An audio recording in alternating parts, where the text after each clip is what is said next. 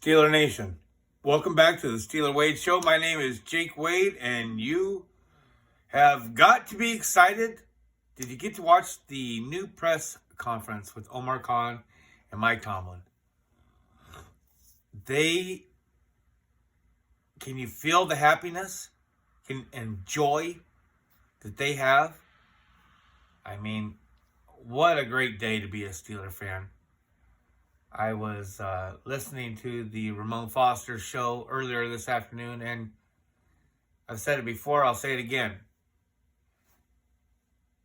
DK Sports is the king if you want to follow the Steelers. We are all just,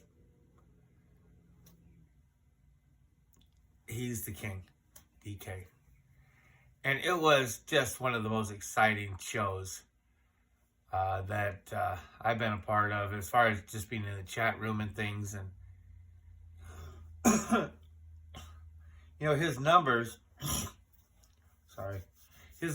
will get up into the 500, 600, 700 people, in these chats. He's so popular, and there's good reasons, because he's the best.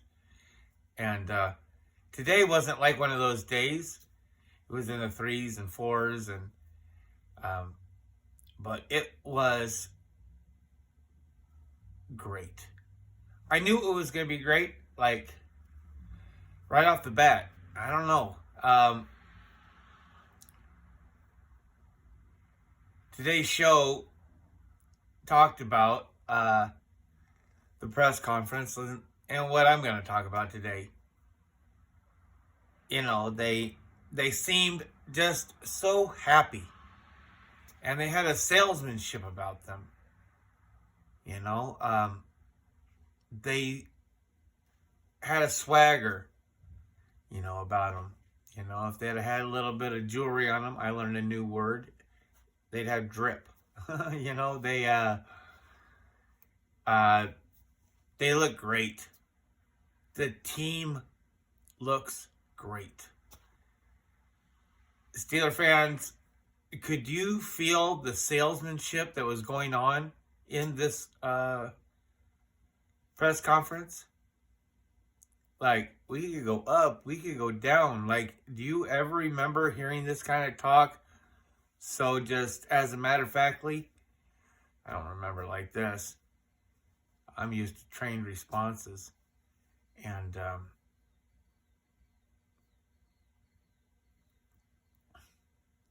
the talk earlier today, before the press conference, another podcast had announced that there were talks with another team about the possibilities of moving up. This podcast, it really likes to grab any kind of information so we can put out another podcast. They're really, really good.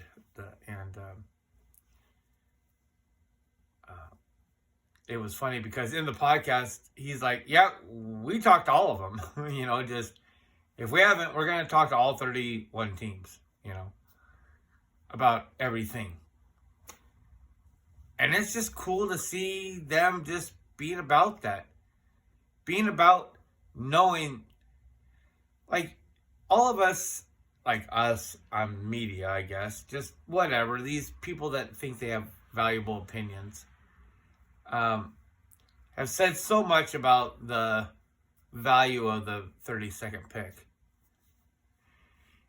And I don't know if y'all know this or not, but this is the first time the Steelers, since Tomlin has been around, that we've ever picked the first pick of the day of a draft. Like the first day of the 4th, the first day of the 2nd, obviously the first day of the 1st. And on him just openly explaining about how he understands the value of that 32nd pick. And just kind of tossing it out there about a little quarterback. If somebody's looking for a quarterback. Now, he could be talking about that 17 pick. He could be talking about the 32nd pick. Quarterbacks could slide. I don't see that. But like with that Hooker guy from Tennessee, Like, I don't understand. I get the injury deal, but I always figure he should be of more interest to a team than Will Levis. But I don't know everything. But, there's also a possibility that there could be a second tier of quarterbacks that they may know of another team having high interest in. And it's very intriguing. This podcast that I was mentioning earlier, they're talking about how that they had heard from a correspondent, probably ESPN type, not like CBS, but like ESPN type, had said that Steelers have talked to confirm. They have talked to two teams, about moving up. And I don't know if they just happened to throw this in there, but it was about offensive tackle. Now, this is going to be quite the mystery coming up here, folks. And, Broderick Jones, he's popular among people. I prefer to have a pass protecting tackle. I figured that they can teach the rushing protection simpler than pass protecting. But when I saw this about them possibly moving up to get a tackle, I was thinking, they might be possibly having to move up if they want to get Joey Porter. If any quarterbacks slip, which I don't think they will, but I do believe that there could be a chance that some of these teams that they project to get offensive linemen, they might end up just flipping the script and going defensive, and which would probably cause Porter to go away sooner. Talked about this already.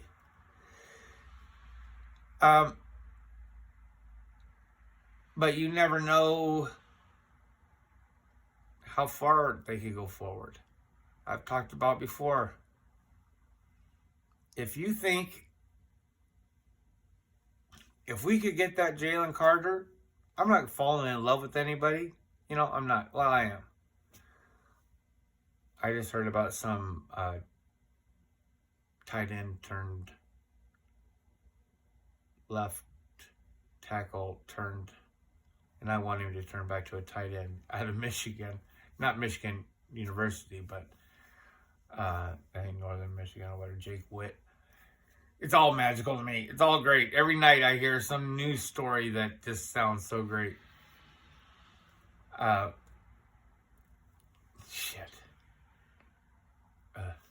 blocking tight end. I want one of them so bad. Folks, I have to end it. It's already past my bedtime. I tried to make this video a few times and it just didn't work out tonight, so I'm a little bit more subdued now because my eyes were watering today. I was so excited. I heard some of, they ask in a lot of different media podcast things, they'll say, well, what was the biggest splash, of this offseason? And a lot of people say this or that. My biggest one is probably Isaac being signed. And then Pat P,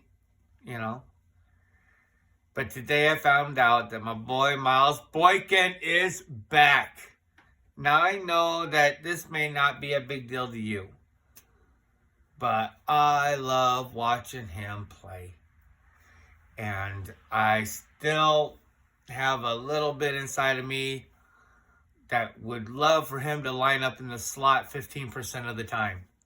So congratulations to Mr. Boykin. You are currently one of my top 10 Steelers, and I've been pulling for you. Glad you're back on the team for another year. I love his special teams play, and I like to see Snell back. But it's been a great day. The press conference is wonderful. We could go up, we could go down, we could go this, and we could go that. And I just had to put something out tonight. Love y'all, Steeler Nation. And if you like what you hear, please press like. If you want to hear some more, please press subscribe. And tomorrow will only be 3 days away. Good night, Steeler Nation.